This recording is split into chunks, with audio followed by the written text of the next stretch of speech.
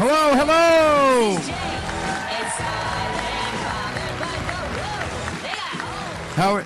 Look at that. I always love a big screen behind me or next to me or something like that. Thank you guys for being here. This has been awesome. We're going to start off. I was telling him, usually I just open up for Q&A and such like that. But I told him he could start the question if he had any. I didn't know if he had some prepared. Generously let me ask some questions. That's okay. I'm hoping it'd be great because, again, usually, you might ask something different or have something planned that someone else might not. So look at that Chronic right there. Let's go. I like it. Chronic, have you got a question? No, I just was saying the Chronic, the outfit is cool. But they might have a question. But you have one, or you could ask me. Wait a sec. Sorry, I just noticed your Boba Fett here. It's May the 4th. I love it. It is today. It is today, isn't it? Wow. Sorry, I was playing because Fortnite has made the 4th, right? And they came out with all these new skins and anyway. How are you doing today, sir? I'm good. It's been awesome. Kevin and I, got here and we started signing right away, and then we started taking photos. And then we signed more and then took more photos. And now and then I came right to the panel. Kevin's like, "Oh, I'll be there soon." I'm like, "I'm going to go now." So I didn't want any guys to have to wait and stare at the screen here, except, But yeah, so it's been great, honestly. I love it. I spent Thursday, I got here Thursday, to London, and I walked around London. And then I got here yesterday. I took the train, which was really cool. I fell asleep on it, and it was nice, I was worried I was going to miss my stop, but I got to see a bunch of sheep because I'm a sheep fucker, No, it was cool, though. It was really nice. Have you had much time to walk around Liverpool? Have you seen the sights? Or Not a whole lot. I did pass, we got here and I ate and I fell asleep. It takes me so long, I'm telling you. Even when I would say I'm going to blame it on being old because I'm almost 50. June, I'll be 50. But I feel like even when I was younger, when we come out here, it takes really long for me to adjust to the time difference. And it is weird. My wife just called. She had called me when I was waking up, and she was just going to bed. And it's so weird to but for me, I always try to come a few days earlier if I'm doing something, because it takes me 3 days to finally get on the time change and stuff like that. And I still haven't adjusted because it was just 2 days ago. So, so I walked around for an hour here last night, and it started raining, of course. I was like, I'm going to go walk around and see everything. And then it started raining, and I was like, so. It's British summertime. Yeah. Do you get stopped a lot in public? Is it like being a pop culture icon? No, I don't. No one stopped me yesterday. I walked around.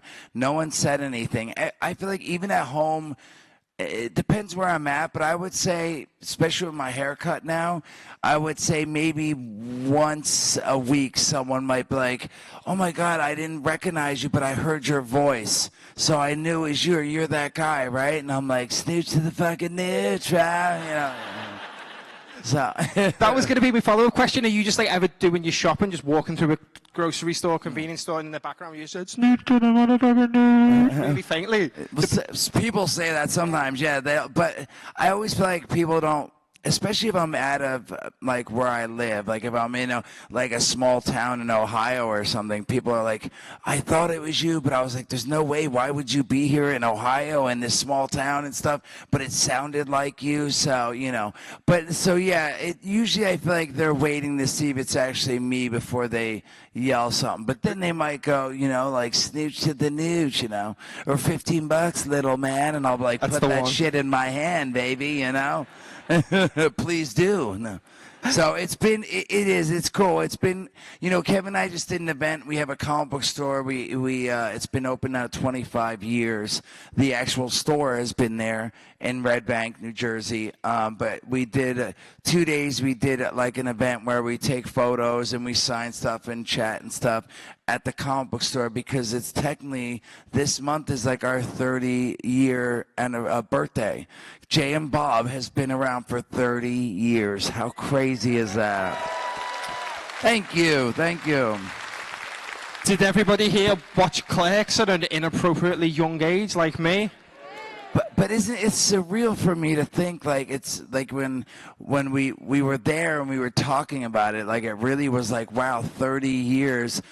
You know, we made Clerks, and Jay and Bob were born, and it just seems so surreal. And Kevin and I have been friends longer than that, but it's unbelievable that the movies have been around. It's been that long since we made the movies and been doing this. And one of my favorite things about doing the conventions, especially, is I love like people will bring pictures up and show me, and it so blows me away. They'll be like, "Hey, this was Manchester Comic Con 20 years ago," and I'm like, "Holy shit!" You know, look at that young buck with the big.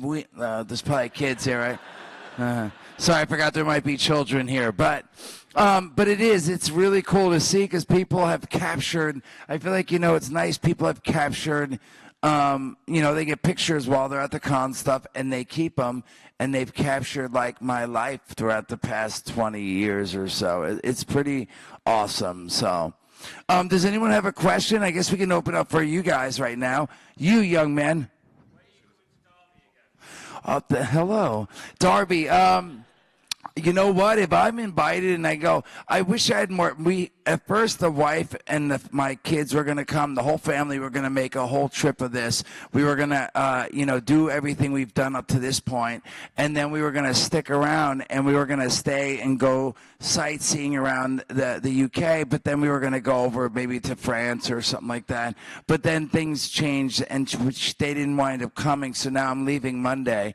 But I would love to go back there. I shot a movie there. I've spent time in Derby, and I was telling my buddy earlier, I was like, we went to Nottingham and shit, and I was so excited because I'm like, this is where Robin Hood is, And we my buddy showed me there's like this bar that's like in this tree or something. It was been around forever. Like it really blows me away how long things have been around here. It seems like, because I never think about it being home. We went to actually when we were in London, I went and picked up my kids a couple toys. We walked by. I was like, look, there's a toy store, and my buddy's like, yeah, that's famous.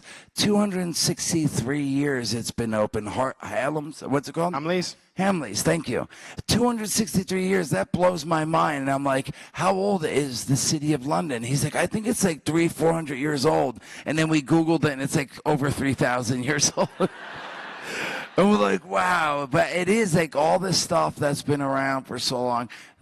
I love that stuff. Like the church we passed on the way in, that the gentleman driving us explained that the bomb hit and it like blew everything out, but the walls stood there and did. The St. Luke's bombed out church. They put gigs on in there, man. You need to do a show. Say again? They put gigs on in that church. That's what someone was just telling me. No roof. You can smoke. It's all good. It's pretty cool. I mean, that shit's real. But like the old buildings and castles and stuff, I love that. I love that about being here. And the first time I went here, I went around and just took, we went to to go see the London Eye and all that stuff like that. Really, I like. So a little bit of research. The movie. Did you got a little? Who whispered? They whispered to you in there. You don't need to know.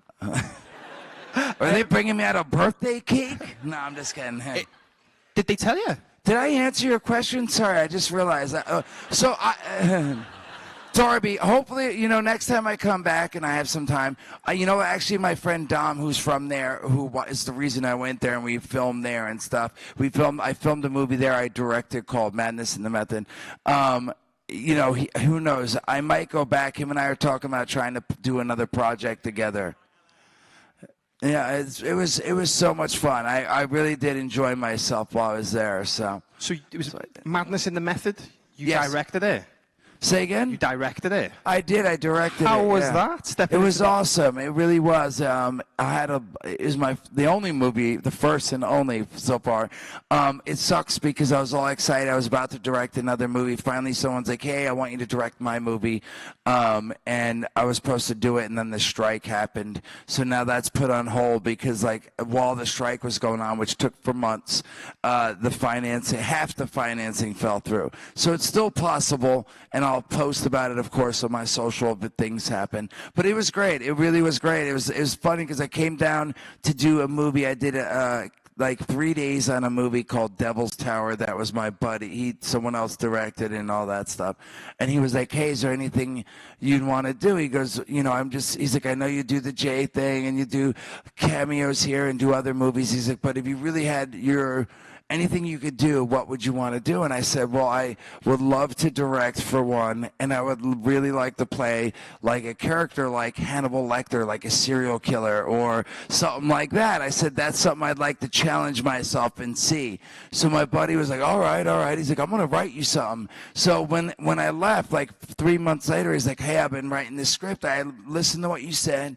He's like, I've been writing this script. I hope you don't mind. And he sent it to me, and it was different than what the movie wound up being. But I was like, this is awesome. And I said, but how about we make it this? And him and I went back and forth with ideas. And then he was like, all right, awesome. He's like, I'm going to see if I can get money for this.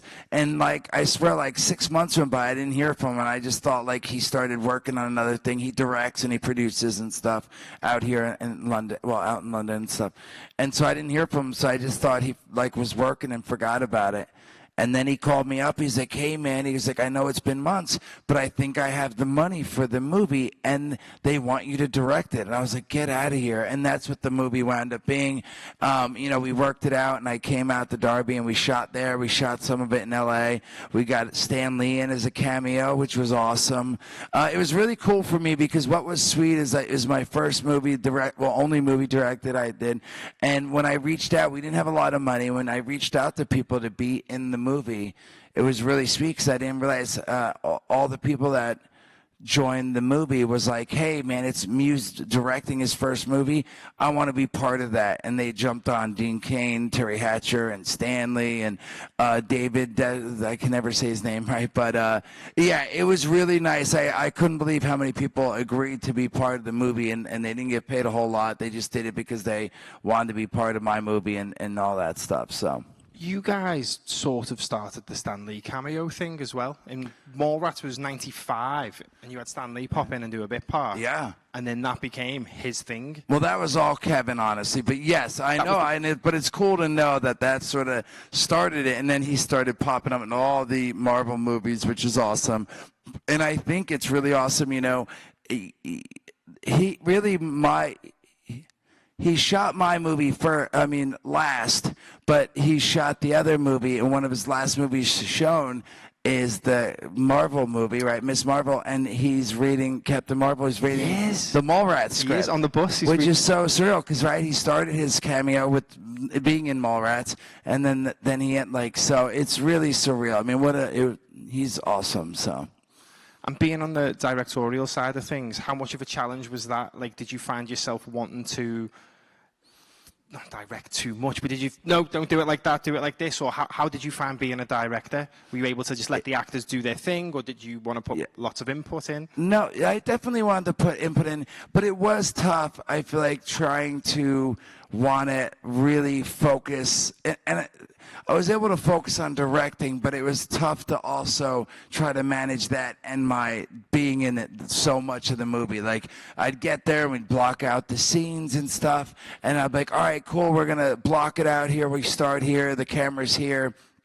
And then I would be like, all right, I'll be back. I got to go get, wardrobe, makeup, and all that on. And I'd go do my thing, come back, and I'd be trying to make sure I have my dialogue memorized and such.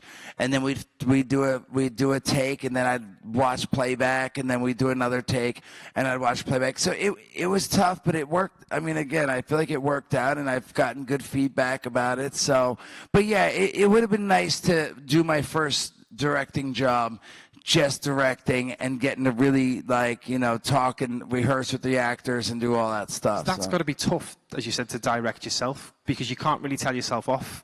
Yeah, well, and it's tough. Or you tell yourself off too much. Yeah. And I can't really see if I'm trying to do so.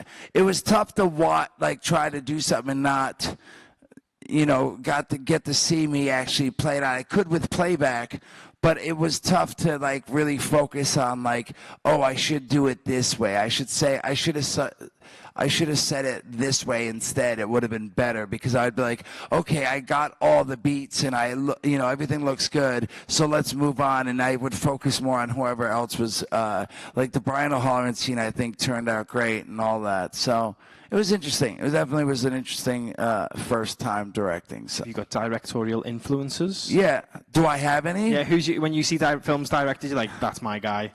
No, I mean Kevin Smith, I guess. You know? Yeah, he's definitely great. You know. So yeah, I'll say Kevin. I feel like from being on all Kevin's movies, I really feel like I did get taken a lot from him, because with Kevin, what's great, and I've noticed even working with doing all these other movies I've been on and stuff, these other indies and things that I've done, is Kevin, because Kevin edits his own movies and has been directed forever and edits his own stuff. When we're shooting, he'll like go through it, and he doesn't do like 10 takes of stuff unless he's trying to get the actor to really get to that part. But if there's in the script, it's like, oh, the guy runs down the stair and hops up on stage. Like Kevin will be like, hey, that's in the script, but we're not shooting that, because when I edit it, I realize it's going to cut from out in the convention to the guys already on stage, not coming through. And I thought that was really helpful for me, because I realized while we were doing filming and stuff, I'd be like, oh, we don't need to do that, because when it's edited, it's going to, be from inside of the diner out to the car, and they're already in the car about to pull away. If someone else is going to edit, you're like, oh, well, they might need this, because so we better film, them running down the stairs, and we'll better film the door opening and closing, an insert of this, because you don't know what they're going to use.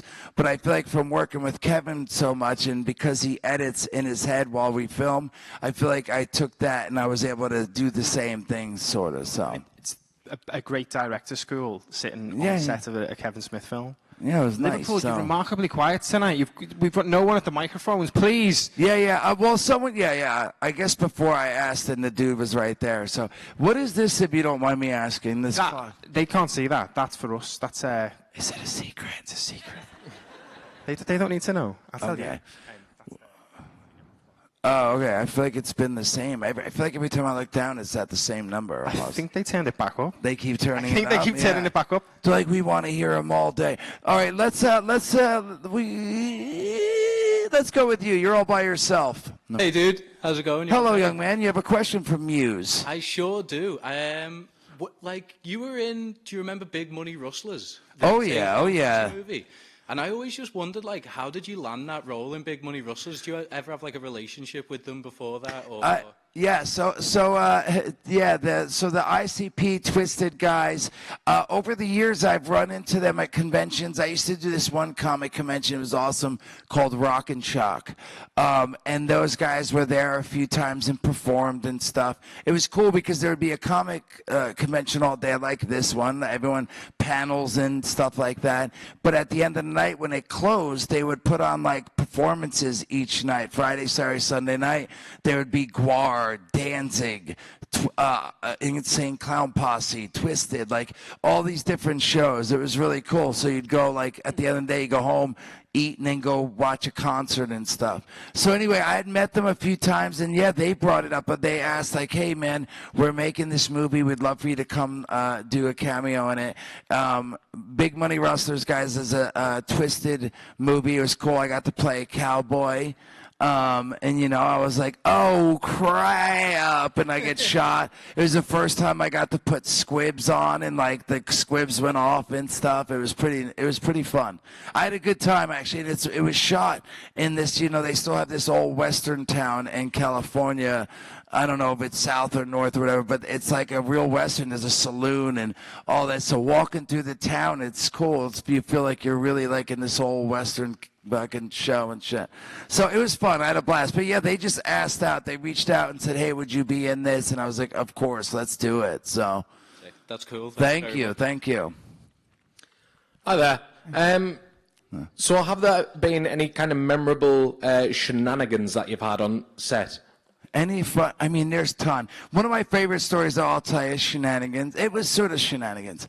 So when we shot Jay and Silent Bob Strike Back, this is one of my favorite stories. Thank you.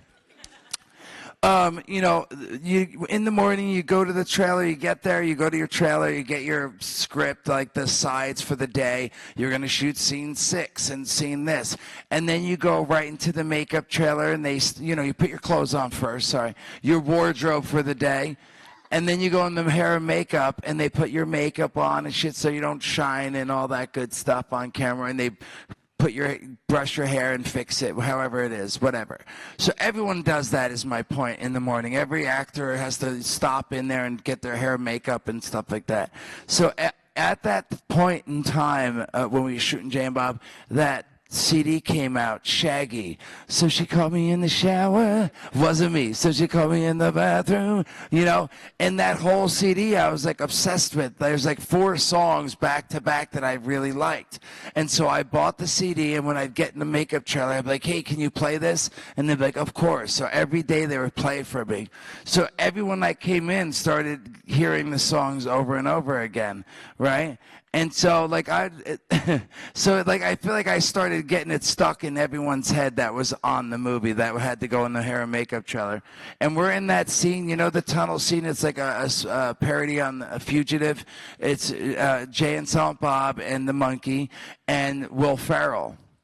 And we run and we jump out of the fucking tunnel, the tube, and then like Will Ferrell's like, oh, and he runs and he's like, oh shit, and because Suzanne's holding Jay and Bob from the pipe, and we don't really jump, he catches us, the monkey catches us, the ape that is. Anyway, while we were in the tunnel inside of one of the stages, we were in there, and they're like, you block it out, and they're like, okay, the light guys and camera guys, like, hey, we have to put a couple more lights up, it's too dark, so give us like 5 minutes. So we're standing around waiting and waiting, and all of a sudden fucking I'm like, you know, sitting there and I'm like, and I was like singing to myself, trying to keep myself busy. All of a sudden fucking I feel someone grab my shoulder, they spin me around, and I look, and it's fucking Will Ferrell, and he grabs my hips and he goes, it wasn't me. And I'm fucking sitting there, and I'm like dancing with Will Ferrell, and in my head, no lie, I'm like, this is fucking awesome. I'm dancing with Will fucking Ferrell, you know? Because again, no lie, 30 years into this, it's still surreal to me, no lie, and it excites me like that I get to like hang out, like even these cons, especially like I'll go to cons, we'll go in the green room, and it's like fucking, you know, Bruce Campbell, William Shatner, and fucking Vincent D'Onofrio, or the Hobbits, or whatever, you know, like, and I just get uncomfortable still, like I don't walk in. So a lot of actors, I'll watch them walk in, they'll sit right at a table with these guys, and be like, hey guys, what's up, man? Cool. But I still feel like this is so surreal. Like, well, I'm going to say something stupid, so I better leave the green room, right?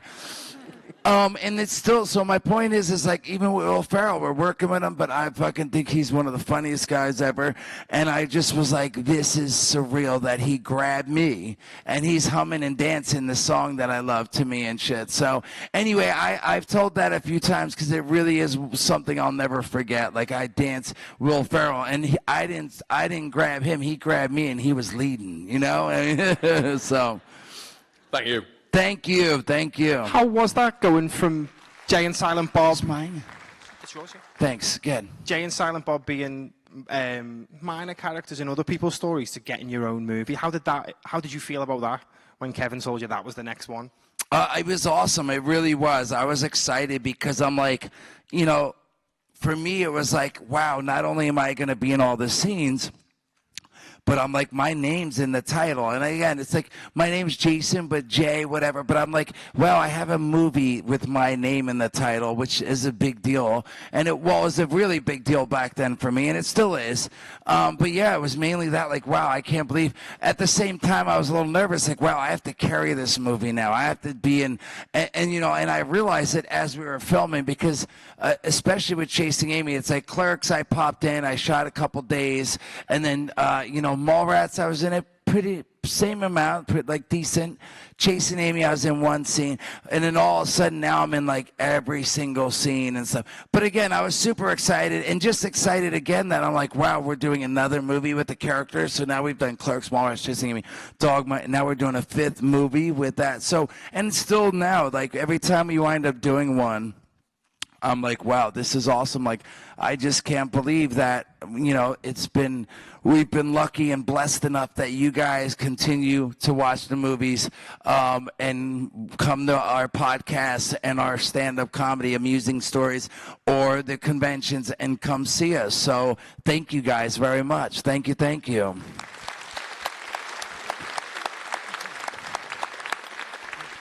Should we have number one? Well, let's move right. Well, yeah, we went there last, right? So yes, number one. Hello, one of my favourite movies is Dogma. I'm wondering, what was filming it be? What was it like, basically? It was, again, always fun. For me, it was really great because I got to go out early with Kevin. I got to, but at the same time, I had to.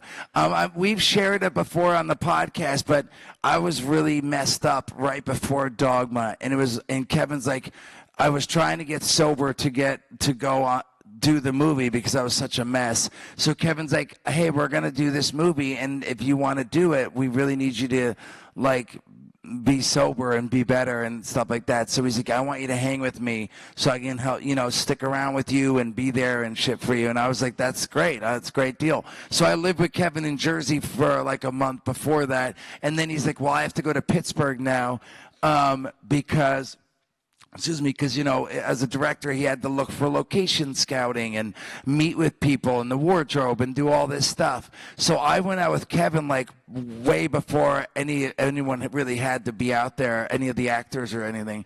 So I went out and I got to hang out with Kevin and see like another side of the movies, because in the other movies I never was in the office, like seeing how like when he meets with production and being like, hey, here, this is what we're gonna do. Here's the days out of days, and here's the locations. Which ones do you like best? Wardrobe, and like getting to pick the costumes. I got to watch the whole process. And that was really cool for me, and I feel like I learned a bunch from that. And then also I was there for all the rehearsals, but at the same time Kevin said, hey man, like while you're out here, he's like, don't just sit around, read your script, memorize your dialogue, because we're working with Alan Rickman, all right? And he's a British actor. He does not fuck around, right? He really did. And I was like, get out of here. What do you mean? He's like, he's British, dude. Don't you get it? They're thespians. Like, that's serious shit right there, right? He's like, so you don't want to fuck up in front of, Alan. And if you're doing a scene with him and you flub a line or mess up a line, he's going to get upset about it because he's serious and he's really good. And I'm like, all right. So I kept reading my part.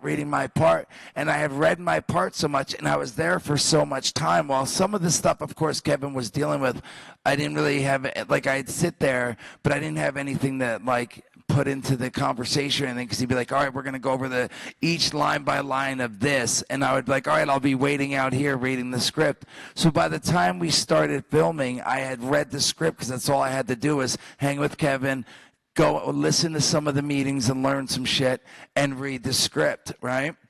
And so by the time we got there, Kevin, he tells the story better because it was from him, but I remember we were rehearsing. Kevin brought all the actors out now about 10 days before we started filming, and we would rehearse. Jason Lee and Matt and Ben came, and a bunch of the actors came to start rehearsing and stuff. And I remember one day, like, it was like, we got done a little early with one of the actors, and so he was like, man, he's like, we got to wait a half hour. And he's like, Jay, will you read the script? And he's like, do you have your script with you? I was like, well, I don't have the script, actually physical script with me, but I was like, I already know their part, so I can read it. He's like, well, what do you mean? How are you going to read their part without the script? And I was like, I have it memorized. He's like, no fucking way. And I'm like, I'm serious. And because I had read it so much, I literally had memorized the whole entire script, like everyone's part, right? Because I just kept reading it because I was so nervous about fucking up in front of Alan Rickman and stuff.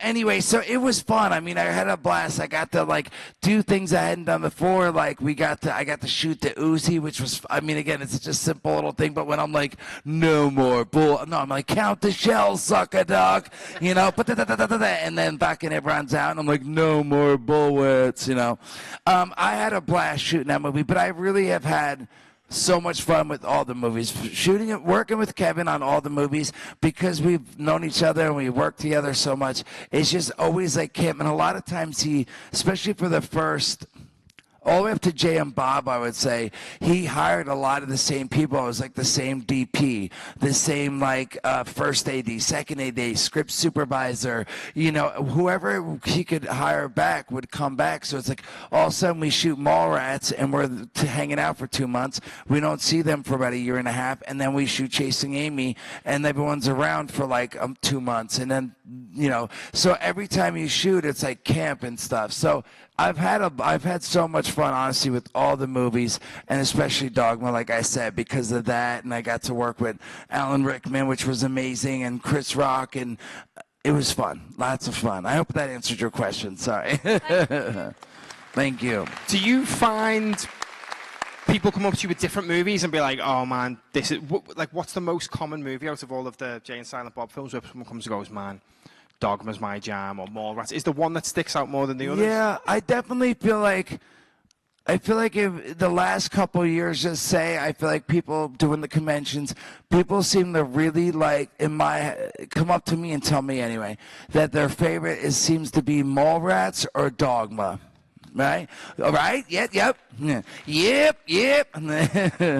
But yeah, no, it does. It seems like Mallrats or Dogma seems like the two that really, for me, that people seem to come up and say are their favorites. So Liverpool, if I'm statistically correct, is the most Catholic city in the United Kingdom. Well, so I wouldn't be surprised if, like, people... Dogma for everyone? Yeah. Dogma, oh, yeah. Yes. Nice, yeah. And we were all raised, like, strict Irish Catholic. Well, and hopefully, you know, I've told people when they come to the table, and I'm sure you've heard before, you know, the bummer is you don't get to see Dogma on like Netflix or Prime or any of this stuff. And, you know, Kevin loves doing the 20th anniversary Clerks edition, you know, doing all the, like, the special stuff in the back with, like, you know, commentary and all this. Dogma, we haven't done anything, or he hasn't done anything, or whatever. We haven't been able to, because it's not like all the other ones. It's like Miramax is owned or Universal and stuff like that, and they've gone and they've licensed it to Netflix. But Harvey Weinstein actually owns Dogma, so we haven't been able to.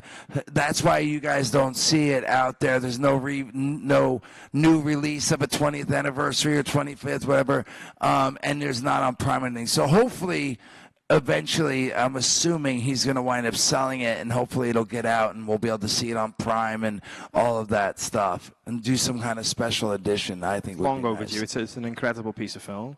You're an incredible piece of film. Oh, yeah. This is going better than I hoped. There it goes. Yes, sir. Hi, Jason. How you doing? First time seeing you, so fantastic. Well, thank you. I have to say that my favorite film is Strikes Back, because I think that you're one of the best comedy actors I've ever seen in my lifetime. And honestly. Well, thank you. Thank you.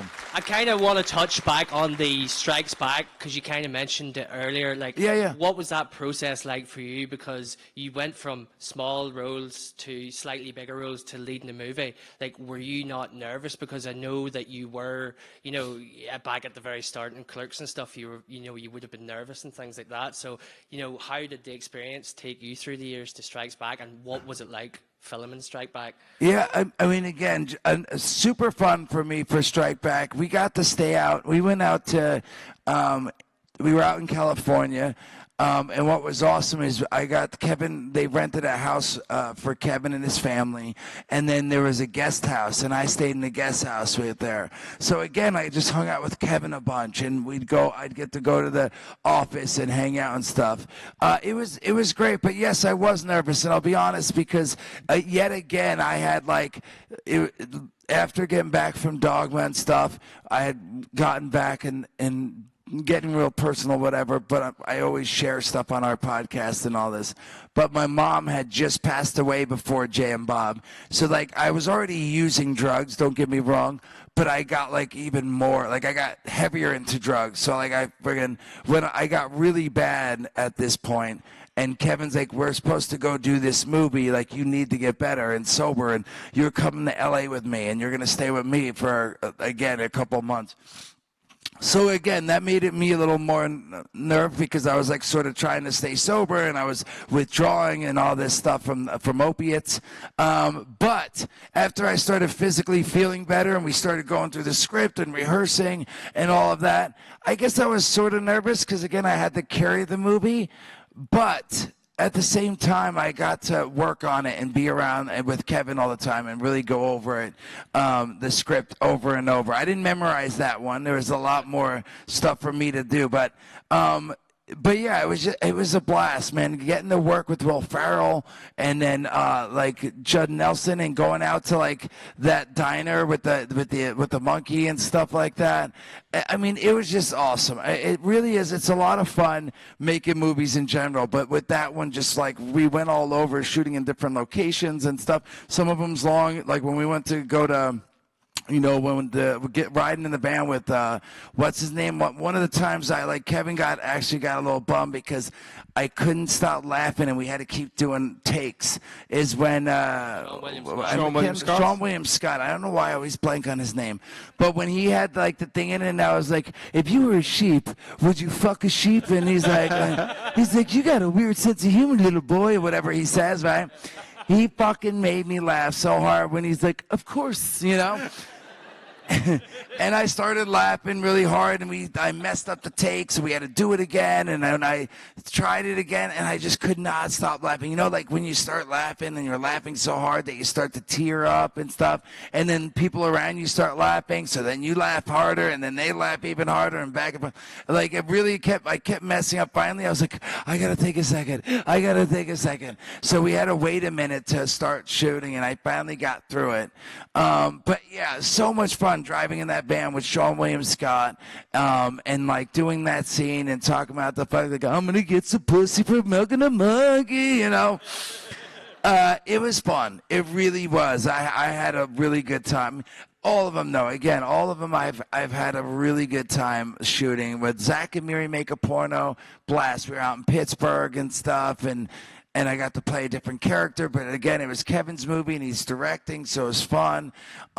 So yeah, I really have had a good. I can't really say I've had any bad, you know, besides some of my stuff with like struggling with the drugs and stuff. There's been a few movies, like by the end of Dogma, like by the very end of Dogma and stuff, I was sober for almost the whole, like the last week, I started messing up again. Like I found some Oxycontin and I started messing up and I drank and, you know, but for the most part, everything else has been so much fun and have had a blast on all of them, so. Listen, Jason, thank you very much. Thank you very much. I think I just filled the cup. Yes, Hi, sir. Jay. Hello. Fellow Derby guy here. You mentioned addiction, and I know one of the things to help you with your addiction was looking for certain toys. You'd go out and find. Yeah. Do you still do that, and is there anything you're after? No, I don't. I don't. I wish I did. You know, if I lived in Jersey, I feel like I probably would like try to get toys and exclusives for the store and stuff, but I don't get to now, and things are a lot different, like with the kids, because now I'm usually with one of the kids, and not so much my boy, he's only 14 months, but if I'm with my daughter, dude, I try all the time, like, hey, you're going to a birthday party for your schoolmate, you know, she gets invited to her friends from school's birthday, and I'll be like, we have to go get so-and-so a birthday present, and she'll be like, well, I want to go, and I'll be like, cool, you can help me pick out what you think they would like. And every time she's like, I mean, get that for them, but I think I need one too, you know? And I cannot, like, she never not wants that too. She's 9 years old. And so I feel like if I went hunting for like stuff for the store, it would always wind up in her room and shit. So it would be fun, though. It's like I still find myself looking at stuff and going, wow, that looks like a rare one. Like, I wonder if that's hard to get, and should I grab it and see if, you know, Mike needs it at the store and I could send it there and stuff. It's still there, but that was another fun little period where Kevin and I would go hunting for all the Star Wars exclusives, like there'd be one out of the 6, you know. It was such a blast. Same with the cons. Like every con I'd go to for years, I would come home with so much stuff. It was awesome. Just recently, I friggin' sent a bunch of, we moved about a year and a half ago, and I found a box full of Lego minifigs still in the blister, and they were from San Diego Comic-Con, like fucking 2019 or whatever. And no lie, like one of them sold at the store was like $1,000, right? And then two of the other ones were like $500. I'm like, holy fuck, Lego minifigure exclusives, like, you know what I mean? But I'm just saying, like, I used to love it. I'd go to cons and I'd buy stuff like left and right.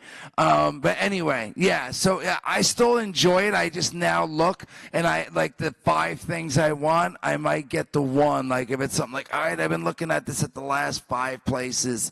But it is fun. It's a fun little thing. So, but now I got 2 kids. Is it a fun little thing? Is it fun? It is. Hey kids, how are you? I thought it's so funny. I thought that was Can you him turn saying this that. up? He's like, "Is it fun?" Jack me up. Thank you. Hey man, how's everybody doing? Sorry I was late. I was signing a bunch of shit. Don't mean to interrupt, but I'm sure he's told you all about his dick. So now it's my turn. I was literally done with that. Quit the answer. I hope he's happy with that. We were talking about hunting down for the Greedo dolls and how much fun it was. But I said, I can't do that anymore because now I'm usually with the kids, and Logan's always like, I want that. I want that. So, but yeah, it's Back all in the you day now, when we baby. used to do it, he was the kid that was like, I want that. And I was the parent.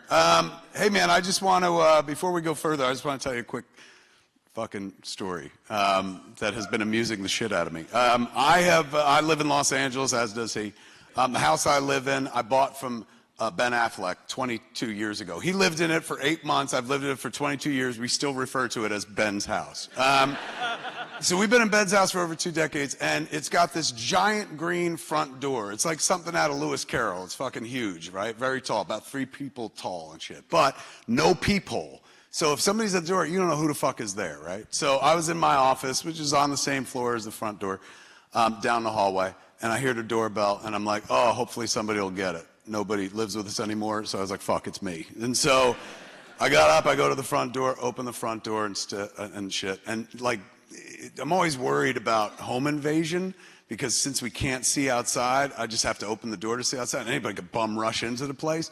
So I'm careful when I open the door. I open the door real carefully, and what do I see outside? 2 Los Angeles Police Department officers, 2 cops on my front steps. And I'm like, hi. Instantly, I'm going, what the fuck did I do? I was like, hey, what's up? And they're like, hi.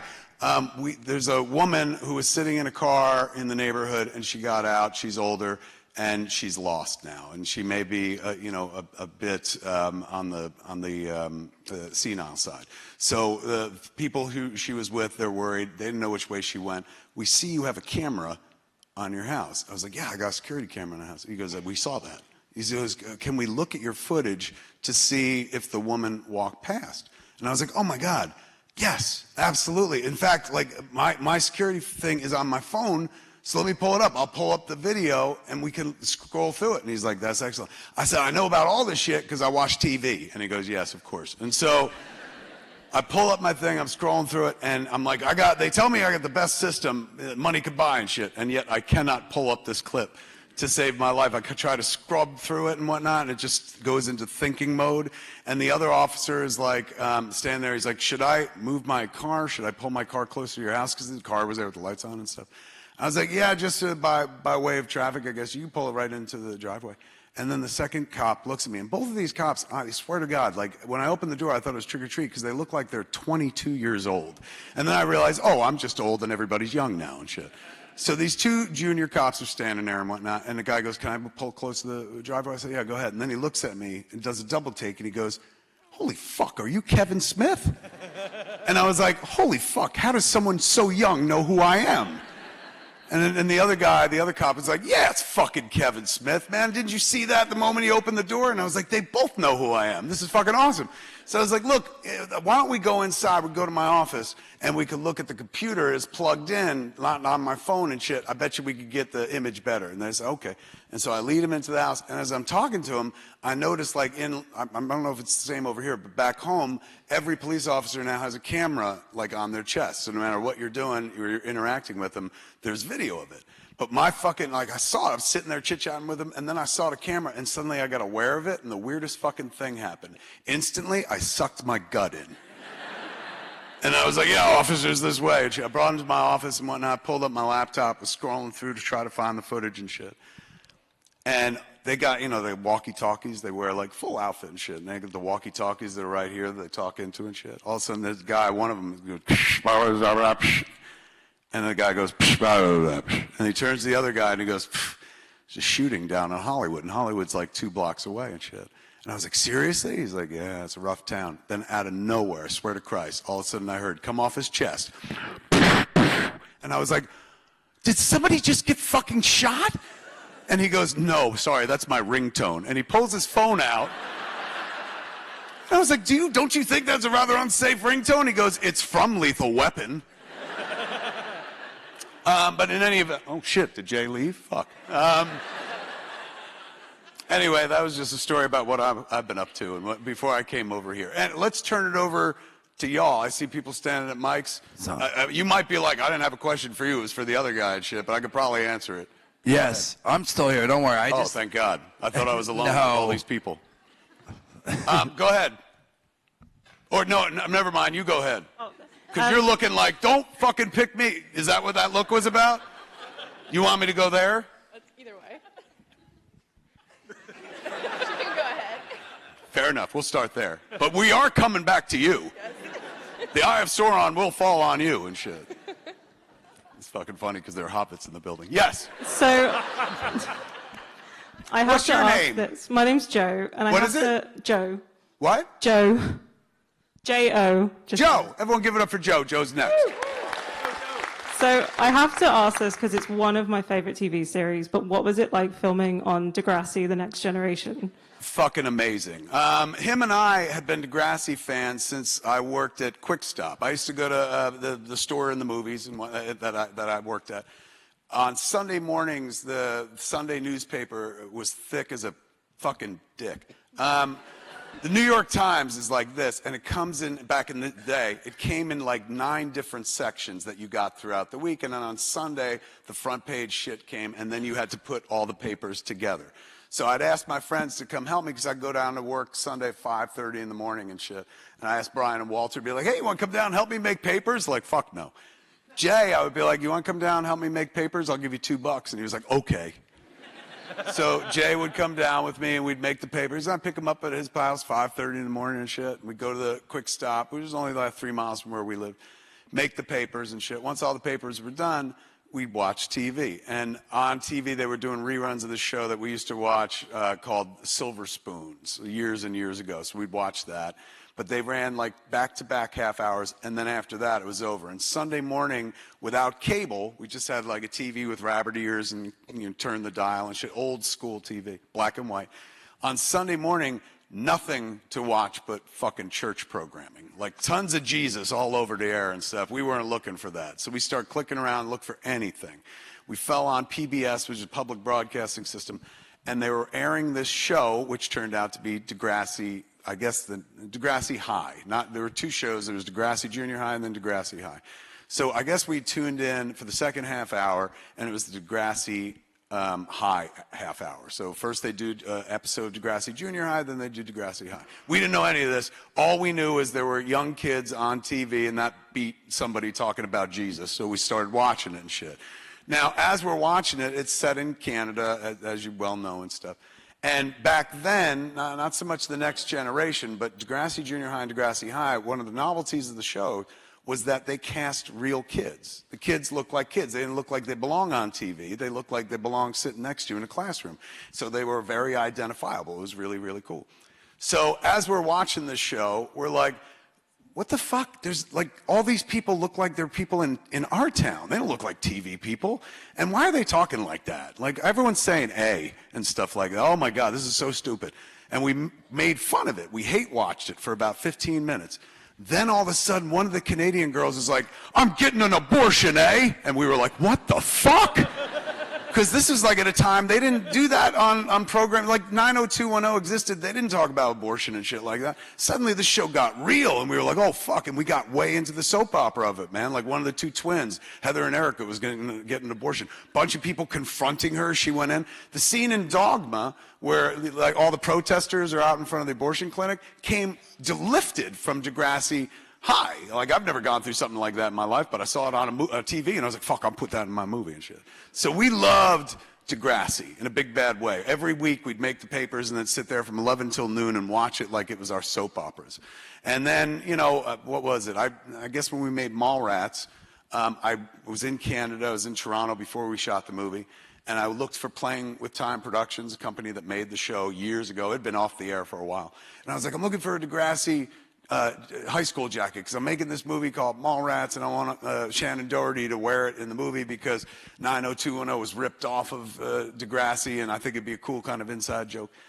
And nobody there had anything. Like, they were like, we don't know who you are, and we can't help you and shit. So in Canada, they had this thing called Speaker's Corner, where you can go into the city, and City TV is one of their networks. There's a booth. You sit in the booth. You put in a toonie, a $2 coin, and you can say whatever fuck you want for like 2 minutes, and then they would pick the best and put them on TV and shit like that. Now, I've come to know those people over the years and whatnot, because I did it. I went to the booth, and I put in a toonie, and I recorded this thing where I was like, hey, man, I made a movie called Clerks. We're about to make a movie called Mallrats. I'm looking for a Degrassi jacket, but nobody has it. I reached out for Playing with Time Productions. They didn't have it. If anybody out there has a jacket, let me know. And so the people that put that program together were like, holy shit, the Clerks guy just fucking did one of these videos. And so we became friends and shit. And they told me about Speaker's Corner, man. Like, I went in there and used it properly, dropped in a thing, said my issue. He's like, you're one of 3 people this week that spoke in Speaker's Corner. I was like, what do they normally do? He goes, oh, fuck. I was like, serious? He's like, they drop a toonie in, they fuck in front of the camera. I was like, that's so American. He goes, no, that's Canadian, my friend. So because of that thing, Linda Schuyler, who created the Degrassi universe, reached out to me, and she was like, oh, I saw you on TV asking about a jacket. I have one. And they sent me one, and it was like a windbreaker from the early 80s, and it never would have worked in the movie. It wouldn't have matched anything. Shannon never would have worn it or anything like that. So I was like, fuck, man. But Shannon, her deal said that she could pick out all her own wardrobe because she got to keep it and shit. So she went out and picked out her wardrobe with the wardrobe lady. And then I asked the costume designer, Dina, I was like, hey, man, did she get a jacket? And she said, yeah, there's a jacket she wears while she's walking around shopping. I was like, can we put this Degrassi logo on the back, like stitch our own logo? And she's like, yeah, I guess. And so we stitched it in. So the jacket that Shannon wears in Mallrats says Degrassi on it and stuff. That was the jacket. Except Shannon didn't know. Again, she got to keep her own wardrobe and shit. So she comes smoking up to me the day we're going to shoot the scene. She was like, what the fuck is a Degrassi? And I was like, oh, it's this awesome show that me and Jay used to watch. She goes, I don't give a shit. Why is it on the back of my jacket? And I was like, oh, because it's my movie. And so... And so she wore it in the movie, and then she took it home when it was all done. So the world at large knew that I was a Degrassi fan. I put it out there over the years. When we were making Jay and Silent Bob Strike Back, they reached out, and they were like, we're making a new version of Degrassi. It's called The Next Generation. We would like you to play. There's a reporter who's at the school interviewing kids in the first episode. And I wanted to do it, but we were making Strike Back, so I was like, there's no way I can get up there. I'm so sorry and whatnot. So months went by, maybe a year and a half went by. And Degrassi, The Next Generation started airing, and I never really saw it. And I remember being against the idea. I'm not publicly, where I was one of those assholes, but I remember hearing about it and being like, why would you touch that show? It's fucking perfect. You don't need to go back to that. They're going to ruin it by touching it and shit. So I never looked at it. Then about a year and a half after it started running, I happened to cross it one day on TV, and I saw that they were including the kids from our version of Degrassi. Joey Jeremiah was there, Caitlin Ryan, fucking Snake, Spike, who was a girl in high school who had a baby and shit on the old show. Her baby grew up to be the kid in high school, and she was the focus of the whole show. So I was like, this is genius, man. Like, fucking, like, I can't believe they did it. They stuck the landing and shit. So I saw what they were doing with 2 of my favorite characters, Joey Jeremiah and Caitlin Ryan. They were the star-crossed couple in high school and shit like that. And it looked like they were moving them toward making them a couple in the new version and shit. So I reached out to Epitome, which is Linda's company at that point. And I said, can I talk to Linda Schuyler? And they got me. She's like, hello. And I was like, hey, this is Kevin Smith. And like, I'm a huge Degrassi fan. You sent me that jacket from Mallrats years ago. In any event, I've been watching Next Generation. You guys asked me to do a part, and I couldn't do it. And I hate myself because I love your fucking show. Like, it's fantastic, man. And I see what you're doing with Joey and Caitlin. You're going to get them together. I said, I would kill or die to write and direct those episodes. And Linda Schuyler goes, who is this? And I was like, I'm Kevin Smith. I made Clerks. She goes, oh, that's right. You like our show. I was like, yeah, very much and stuff. And she goes, well, I would love for you to do that, Kevin, but I don't know if you know this or not.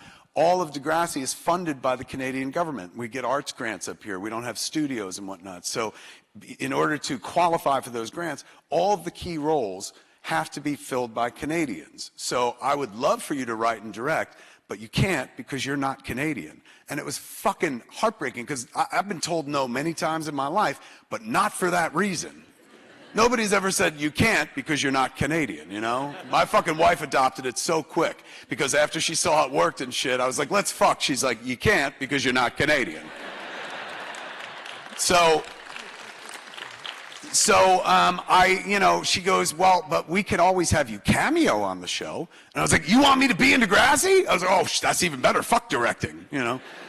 So she said, yeah. And I was like, all right, man, well, I'll send you a thing. I'll send you my idea. She's like, what idea? I was like, you'll see. And I hung up. And then I wrote the outline of the episodes, a 3-episode arc that I put myself into, which I wasn't even offered, but I was like, fuck it, let's do it.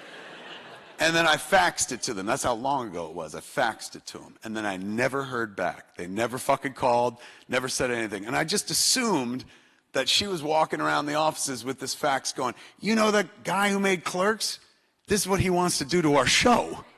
Isn't this fucked up? He wants to be in it and shit like that. What a dick. So 3 months later, Linda Schuyler calls me. And I was like, oh, hi. And she goes, Kevin, if you're going to come up and be in the show, you have to approve the scripts and we have to finalize your deal because it happens in 2 weeks. And I was like, what are you talking about? And she's like, you said you were going to be on the show and you sent us that outline. And I said, yeah. And they were like, well, we wrote that into 3 scripts. And I was like, get the fuck out of here. I was like, oh my God. And I'd written this version of myself because I wanted to interact with the Caitlin Ryan character. I wanted to come between her and Joey. So the version of myself that I'd written, everything about me is the exact same, except I never got married and I never had a kid.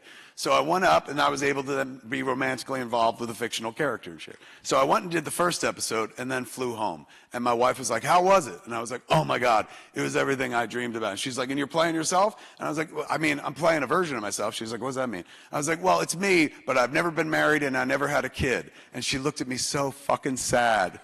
And she was like, I can't believe you let them write me out of your life.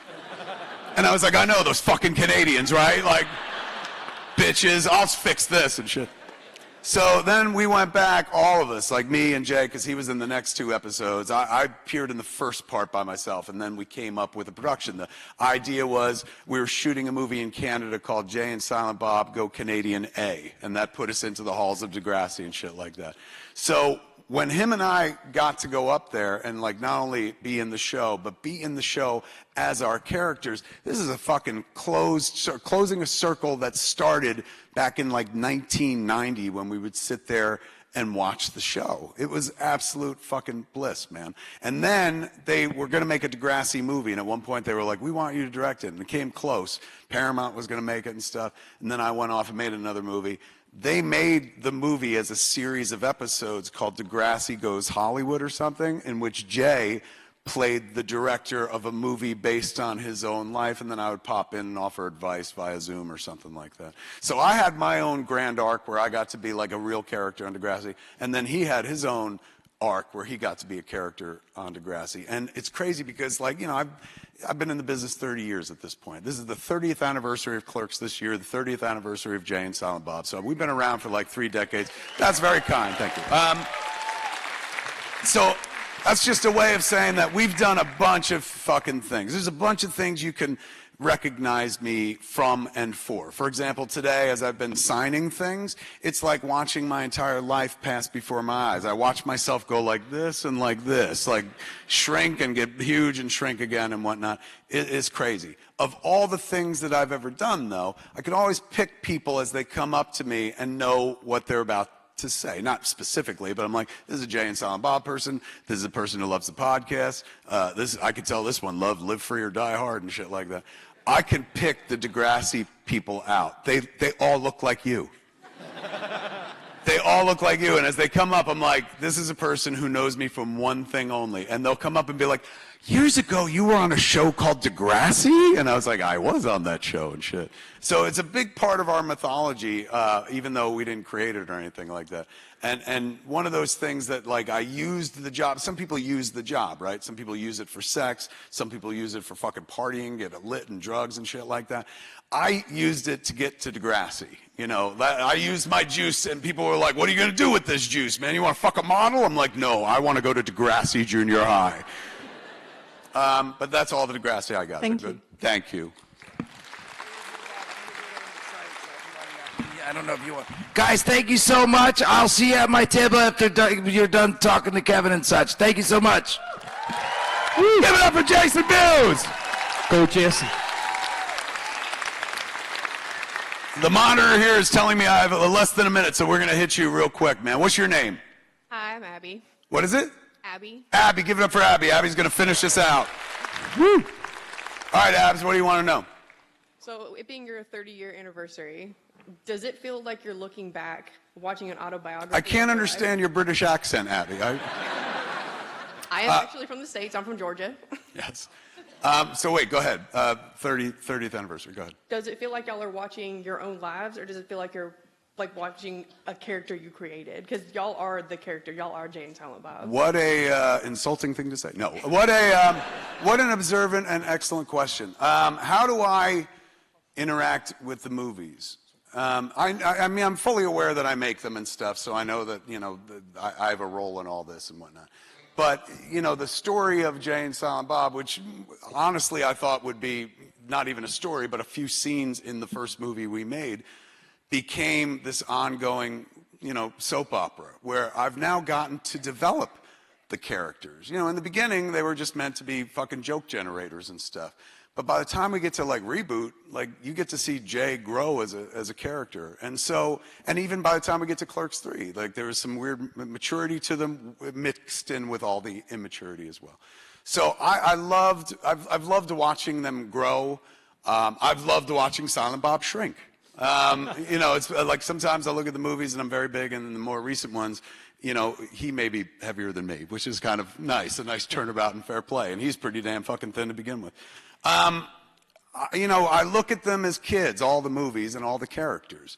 That's my world. That's where I go to get away from everything. If life sucks, and life often does, if life gets dark, and life often does, if I'm filled with anxiety, because the future, that's over there, is full of anxiety, and the past is full of depression. And it's important to stay out of those two places. And it's difficult when you're a filmmaker because your job is to envision the future, right? You're like, I'm dreaming up something that don't fucking exist. So being in the future is shifty for me. I went to like an insane asylum last year because of shit like that. Being in the past is depressive for me.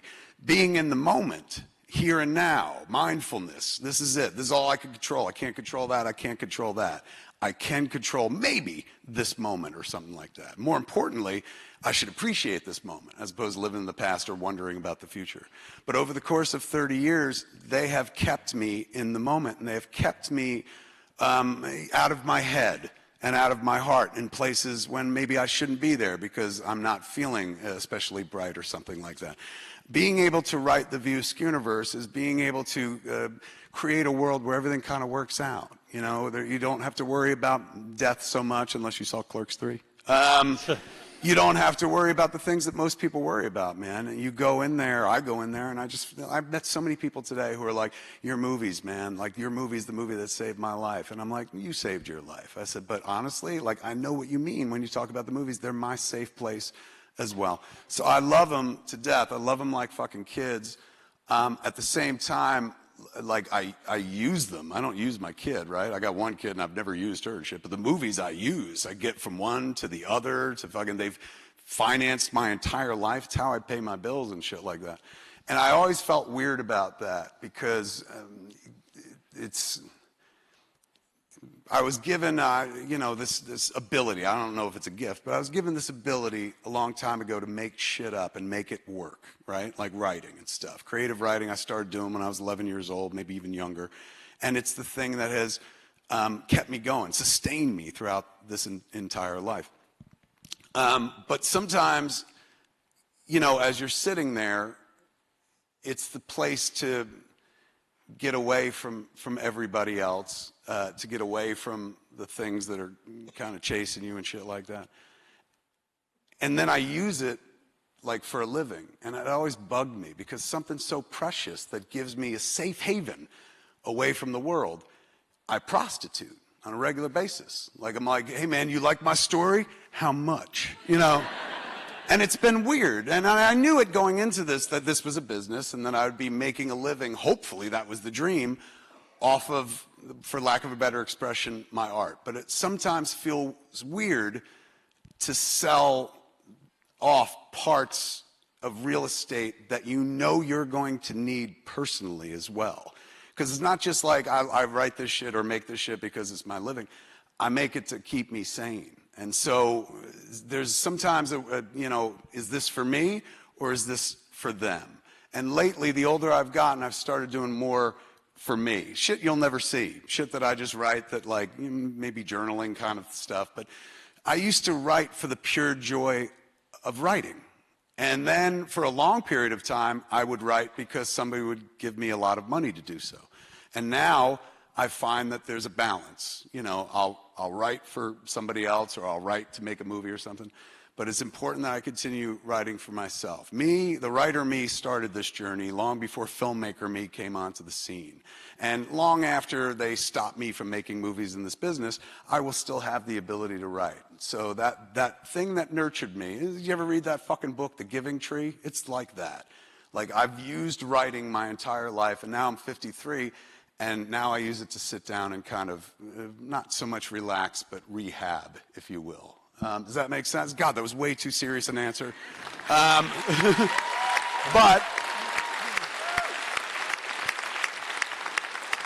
I will, I'll finish up with something I hope is fucking funny. My kid entered the arts as well. Like, I raised my kid in a way where I never said, you should do this shit.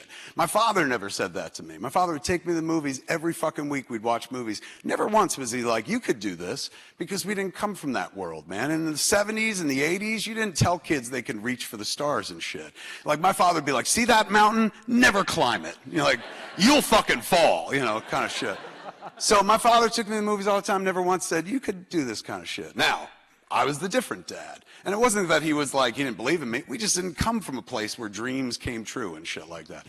I did, you know, and so when I had a kid, I was like, fuck, man, I'm going to tell this kid exactly what I told myself, which is like, you can be and do anything you want in this life so long as it's not flying without jet propulsion. You can't do that. But other than that, fucking shoot for the moon and stuff. And so, you know, when the kid was growing up, when she was little, she loved my wife, like Jennifer. Jennifer hung the moon, and I was just like, hello, Dad, you know. And I told Jen, I was like, you should really enjoy this. Like, I was never jealous. I was like, I didn't bump into it at all. I was like, soak it up and enjoy this. I was like, because the day the kid figures out what I do for a living, I will become the favorite parent, you know.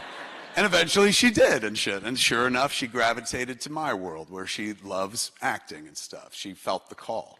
So the kid, she's been in some of the movies we've made. She's been in Quentin's movie. She was in Once Upon a Time in Hollywood. She's got herself building a career, man. I'm happy for her and shit. But I keep trying to put her in my stuff, and she really doesn't, like, she's like, thanks, but I've been in so many Kevin Smith movies, you know. So she came over the other day, and, you know, we do a podcast together, but she didn't come over to do that. She just bombed by the house and shit like that. And I was like, hey, what's up? And she's like, is Mom here? And I was like, yeah, of course Mom's here. Mom never leaves. She's upstairs and shit. She's like, I'm going to see Mom. I said, why? She's like, oh, I just came to see Mom. I'm like, all right, fucking go ahead, I guess. So she went up, and they were in the library for like an hour together and shit. And, like, you know, since I wasn't the center of attention, eventually I opened the door. I was like, what's going on in here? And I walked in, and I found fucking the most disturbing image I've seen in my life. It was my kid and my wife, and they were reading dialogue and rehearsing a scene together. And I was so crushed because I was like, what the fuck is this? I was like, there's two people live in this house. You pick the one that is not the filmmaker to rehearse with? Like, fucking, why wouldn't you ask me? And she's like, well, I wanted to rehearse. I didn't want to be directed, so to speak. And I was like, fair enough, man. I was like, but, you know, not for nothing. I was the one that encouraged you to go in the arts, man. And I've worked with a lot of people. You know, I directed Ben Affleck. I was fucking... And then finally the kid gets real frustrated. And she goes, Dad, the scene involved me giving a blowjob.